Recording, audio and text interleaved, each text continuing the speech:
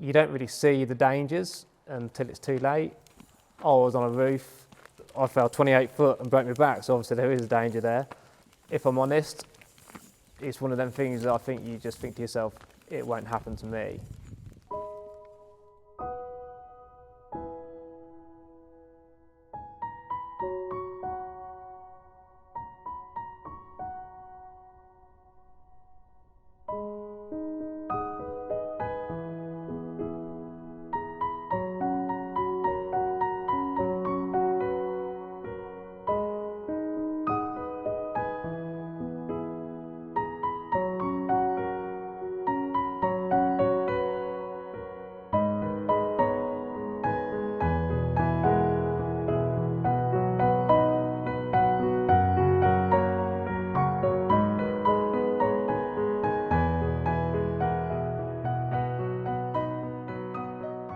So I'm Nixon, 33 years old, living in Northampton. I'm married to Marie for the last 17 years, and I've got a young lad called Jacob, who's 13 this year.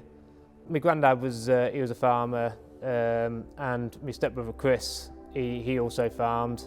So that's where I basically got my farming background from. I've always loved livestock. The whole plan was for me to hopefully work on a livestock farm, but have the mixed arable farm as well, to work on the arable farm as well. Started at the age of 16 at Morton College. First diploma, I think it was, or national award, I think they called it, in agriculture.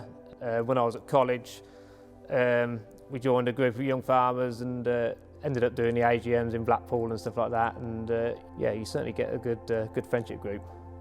So the farm safety side of things, not so much when I was at college, but when I started with my employers, that was quite a big thing for them. Tried to cover things as best you can, but obviously it's life, it's on a farm, you can't 100% make it right, safety side.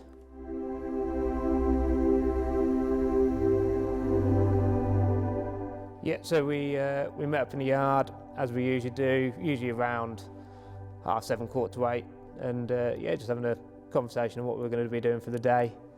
The gutter above the shed was blocked up with trash and rubbish, and the water was basically overflowing into the shed.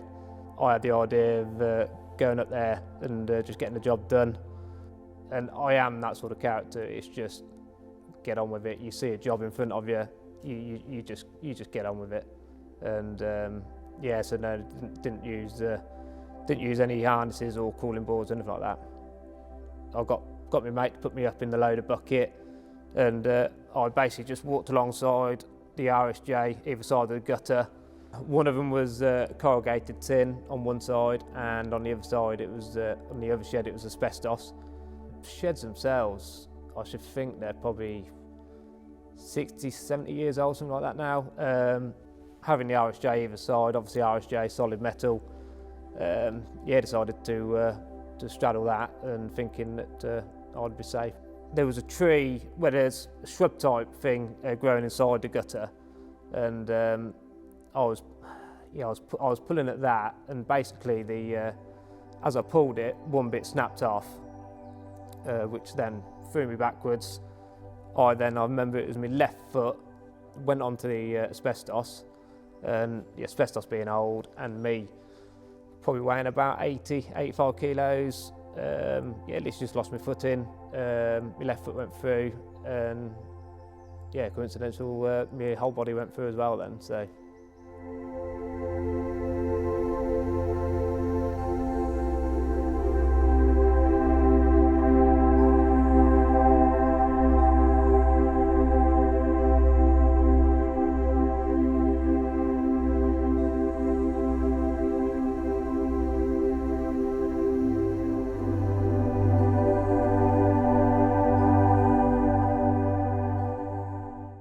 So it's 28 foot, I fell, landed on, there's like a scrape passage where the calves are. If I had landed about 2 to 3 foot back, I would have landed on fresh bedding, and it would have been a completely different situation. But such a life, I landed on the concrete, unfortunately. So I knew straight away I'd lost my legs. I couldn't feel my legs.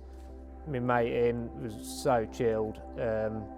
He just told me to keep calm, just stay still. He then rang the ambulance. I can remember getting to the hospital. One of the doctor's consultants told me that I'd had a pretty bad spinal cord injury. I broke my sternum. I also broke 7 ribs. It was 3 months exactly that I spent at Coventry, just flat on my back. And my wife and my dad said that when they told me I wouldn't walk again, I cried a bit. And then my dad said that, after I got over that initial news, my dad apparently I just turned around and said, I've just got to get on with it now. So.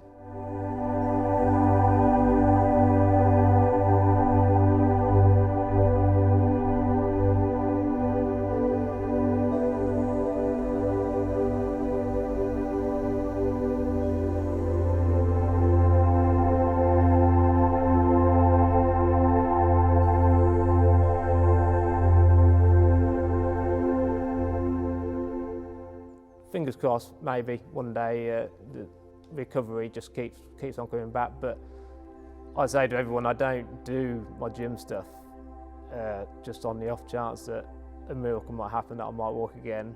The gym stuff for me is it's more my way of just going somewhere and just forgetting about everything. I didn't see the danger at that point, and if I'm honest, looking back, some of the stuff that I'd done on the farm, I got away with it. Unfortunately, that day I didn't get away with it. You can say no. So if there's something your farm manager or your boss asks you to do and you don't feel happy doing it because you haven't had the right qualifications for it, or you haven't been taught how to do that, just say no.